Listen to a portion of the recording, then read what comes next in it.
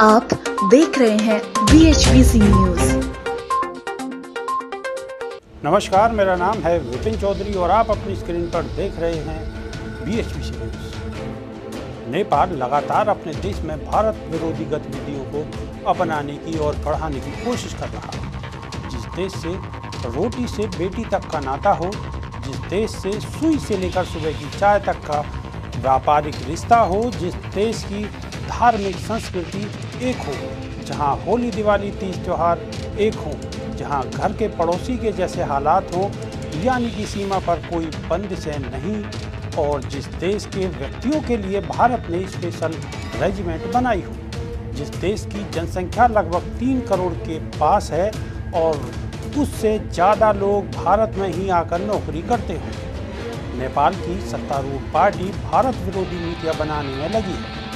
एक के बाद एक अनेक फैसले लिए गए, शायद जिनसे नेपाल के लोग खुद अब खुश नहीं हैं। वही अब भारत विरोधी रुख अपनाए हुए नेपाली प्रधानमंत्री KP शर्मा ओली संसद में हिंदी भाषा को प्रतिबंधित करने पर विचार कर रहे हैं। सत्तारूढ़ नेपाल कम्युनिस्ट पार्टी में मची घमासान और देश में सरकार के खिलाफ जारी गुस्से से ध्यान भटकाने के लिए PM ओली अब उग्र राष्ट्रवाद का प्रयोग कर रहे हैं। बता दें कि नेपाल सरकार पहले से ही भारत के साथ सीमा विवाद और नागरिकता को लेकर कड़े तेवर दिखा चुकी है। इससे पहले नेपाल के FM रेडियो पर भारत विरोधी गाना बजाते सुनाई दिया गया, जो सीमाई क्षेत्र महाराजागंज में भी सुनाई दिया। काला पानी, लिपुलेख और लिपियाधुरा को नेपाल का हिस्सा बताने वाले इस गाने से भारतीय ही नहीं, नेपाल के मधेसी भी नाराज हैं, क्योंकि दोनों देशों के बीच लंबे समय से मैत्रीपूर्ण संबंध है। नेपाल के तमाम संगठनों व राजनीतिक दलों ने नेपाल सरकार की नीतियों से नाराजगी जताते हुए मोर्चा खोल दिया है। नेपाल के धगदई, बुडवल, नवलपरासी, जनकपुर चौक चौराहे पर सड़क पर उतरे और विरोध प्रदर्शन किया। जनता समाजवादी पार्टी ने नागरिकता भेदभाव और भाषा पर राजनीति को गलत बताया। नेपाल कांग्रेस ने भी सरकार के विरोध में प्रदर्शन किया।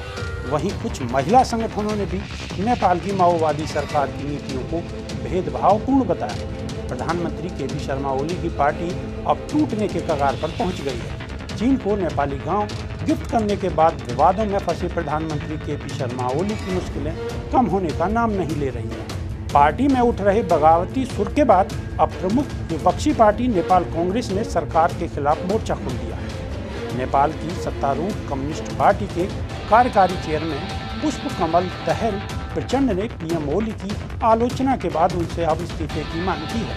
प्रचंड ने ओली को चेतावनी देते हुए कहा है कि अगर PM ने इस्तीफा नहीं दिया तो वह पार्टी को तोड़ देंगे।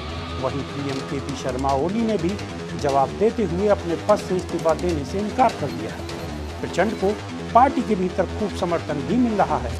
पार्टी के 2 पूर्व PM और कई सांसदों ने ओली के खिलाफ मोर्चा खोल दिया है। वहीं नेपाल की जनता में कोरोना वायरस की त्रासदी को लेकर ओली सरकार के खिलाफ जबरदस्त गुस्सा देखा जा रहा है। बता दें कि नेपाल की सत्तारूढ़ पार्टी सरकार लगातार चीन के इशारों पर भारत विरोधी एजेंडा पर काम कर रही है। नए नक्शे के बाद से दोनों देशों के रिश्ते अब बिगड़ गए हैं। चीन इन दिनों नेपाल को उकसाकर वहां भारत के खिलाफ माहौल बनाने की कोशिश कर रहा है। नेपाल की सरकार चीन के इशारे पर चल रही है, जिसकी वजह से भारत नेपाल रिश्तों में तनाव आ गया है। लेकिन नेपाल के लोग अपनी सरकार के रवैये से खुश नहीं हैं। वो भारत के साथ दोस्ती चाहते हैं। अभी के लिए सिर्फ इतना ही। देश और दुनिया की खबरों के लिए देखते रहिए BHBC न्यूज। आप देख रहे हैं BHBC न्यूज।